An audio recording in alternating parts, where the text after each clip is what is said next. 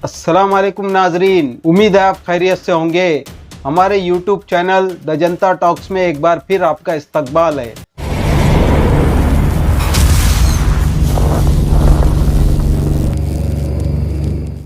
देश में नफरत का माहौल बड़ी तेजी से बढ़ रहा है। हम सब ने देखा कि नफरत के माहौल को बढ़ाने में किस तरह से हिंदू त्योहारों का इस्तेमाल किया जा रहा है। इस माहौल को बनाने में हमारे देश के प्रधानमंत्री ने बिना थके हुए, बिना कोई छुट्टी लिए हुए 18 घंटे काम किया है। ये अब नया भारत है। Welcome to new India. इस भारत में पुलिस, एडमिनिस्ट्रेटर और अदालतें अब कोई मायने नहीं रखती। इस भारत में बस एक भीड़ जो हाथों में हथियार उठाए मुस्लिम एरियो में मस्जिदों के सामने हथियार लहराते हुए भड़काऊ नारे लगाती हुई, मुसलमानों की मान्यताओं की धज्जियां उड़ाती हुई, मुसलमानों को गंदी गंदी गालियां देती, मस्जिदों पर भगवा फहराती रहेगी। अगर मुसलमानों ने गलती से भी उनको रोकने की कोशिश की तो फिर पथराव और मुसलमानों की दुकानों मकानों को जलाया जाएगा, यानी कि फसाद मचाया जाएगा। उसके बाद पुलिस सामने आएगी और मुसलमानों पर ही इल्जाम लगाकर उनको अरेस्ट कर लेगी। फिर आखिर में एडमिनिस्ट्रेटर अपना बुलडोजर लेकर सामने आएगा और मुसलमानों की दुकानों और मकानों को पत्थर का बना दिया जाएगा। कानून और दस्तूर की धज्जियां उस सरकार द्वारा उड़ाई जा रही है जो खुद दस्तूर के नाम पर सत्ता के सिंहासन पर बैठी हुई है।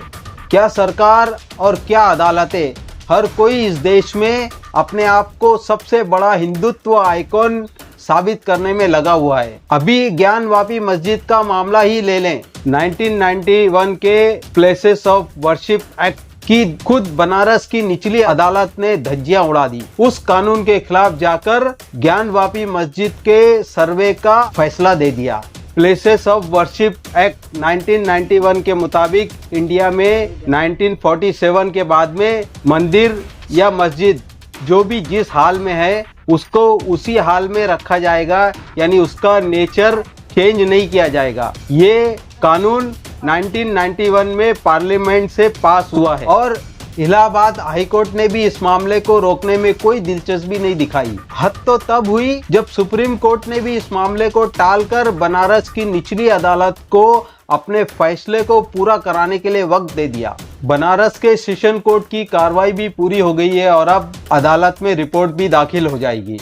इसी तरह की कार्रवाई बाबरी मस्जिद के मामले में भी शुरुआती तौर पर देखी गई थी कि किस तरह से अयोध्या की निचली अदालत ने बाबरी मस्जिद को एक डिस्प्यूटेड मामला बना दिया। फिर अदालती कार्रवाई के नाम पर इस मामले को बरसों लटकाया गया। सियासी पार्टियों को मौका दिया गया कि वो इस मामले में अपनी सियासत खेलें और इसी तरह का खेल अब ज्ञानवापी मस्जिद के साथ भी खेला जा रहा है। हालांकि अगर कोर्ट चाहता तो मामले को बिना सुने हुए खारिज कर सकता था। सुप्रीम कोर्ट भी मामले के ऊपर सख्त रवैया अपनाकर बनारस के सेशन कोर्ट की कार्रवाई के ऊपर नाराजगी जताकर मामले को डिसमिस कर सकता था, मगर यहाँ नीचे से ऊपर तक सब के सब अपने आप को हिंदू साबित करने में लगे हुए हैं।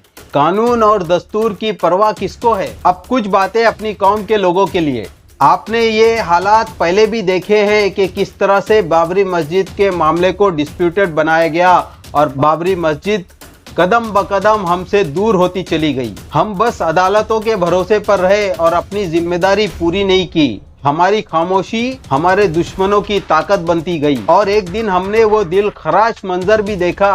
हमारी आंखों के सामने बाबरी मस्जिद शहीद कर दी गई। उसके बाद अदालतों से भी हमने बाबरी मस्जिद को पूरी तरह से खो दिया। अब फिर वही खेल दोहराया जा रहा है। एक और मस्जिद को बाबरी मस्जिद बनते हुए हम अपनी आंखों से देख रहे हैं। इस बार भी क्या हम खामोश रहेंगे? अपनी खामोशी के साथ संघ परिवार को खेल खेलने का मौका देते रहेंगे या फिर अपनी जमहूरी जिम्मेदारी भी निभाएंगे? संघ परिवार की चालों का जवाब हम सड़कों पर उतरकर जमहूरी अंदाज में अपने हक और दस्तूर की हिफाजत के साथ कर सकते हैं। ये खामोश मिजाजी हमें जीने नहीं देगी। ये खामोश मिजाजी हमें जीने नहीं देगी। इस दौर में जीना है तो कोहराम मचा दो।